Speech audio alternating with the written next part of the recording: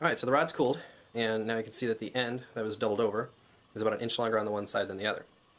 So the little bearing block that we made, you can slide over inside of the bigger hole, and you push it on so that way the one end goes into the 3/16 inch hole, and it sits kind of like that.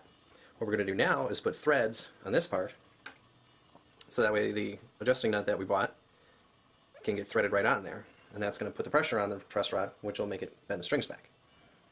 So we'll show you now how to go ahead and put threads on here. Now we're going to go ahead and put this in the vise, and what I'm going to do is I'm going to separate the two pieces a little bit just so that way I have some clearance when I put the die on there.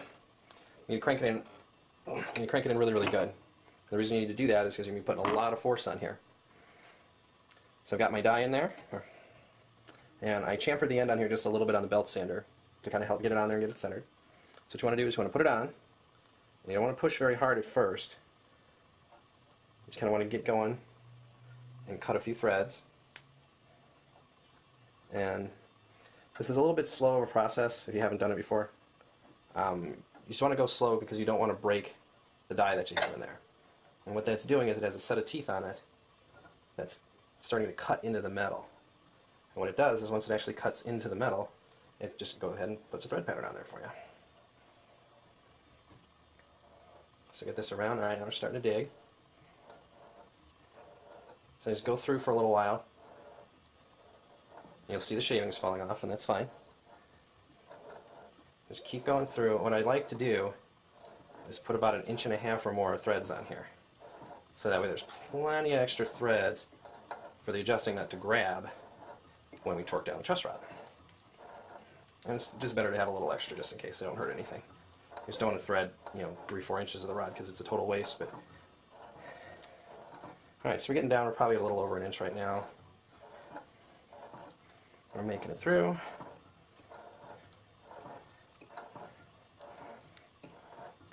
And we're probably there. I'm just going to do a couple more turns just for the heck of it here. Alright, we're starting to hit the other rod here. Okay, so now we got it all the way down. A nice fresh set of threads here.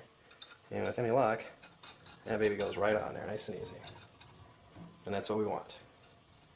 So take this off. And go ahead and slowly back this out. You're going to blow on a little bit too, make sure you don't have any metal chips in there. They're going to get into the thread as you're backing it out. You don't want to gum up the threads. And go ahead and back this guy out all the way. It's nice and easy on the way out. Alright. So we got a good portion of that threaded. And we can take it out of the vise.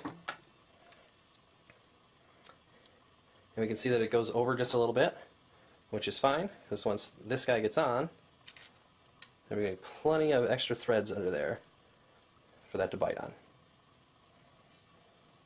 One other thing I forgot to mention on this, that I'll cover now, because there are going to be threads traveling through this bottom hole here, you don't want them to get caught up. So what I do is I take a regular old countersink here, and I do it by hand. I just put it into the hole, nice and straight, and give it a few turns. And what that's going to do is it's going to chamfer the ends on this thing a little bit, the inside and the out. So that way, as you're pulling threads through here, they're going to hit that curve, they're going to hit that bevel rather, and they're going to go right on in instead of hitting it and getting hung up. So this isn't really the best thing in the world for your countersink, so you may want to use an old one, but doing it once in a while really isn't a big problem. And again, I just do it by hand so that way I don't pull off too much material. I just want to give it a little bit of a bevel so that when the threads go in and out of there, that's not a problem. And there it is. So the entire truss rod assembled.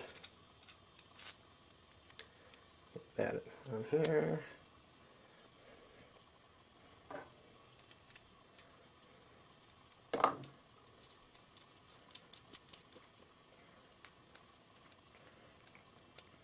So the entire truss rod assembled looks like that. And that is the way that it'll sit in the guitar as well, with the adjusting nut on the bottom and the free rod on the top. So your route in the front needs to be the same height as here, and your route in the back near the headstock needs to be the same height as here. So this is about 1/2 inch, right around there. Probably a little shade less than 1/2, because this is 3/16 times 2, plus there's a little bit of a gap in there. So that's about 1/2.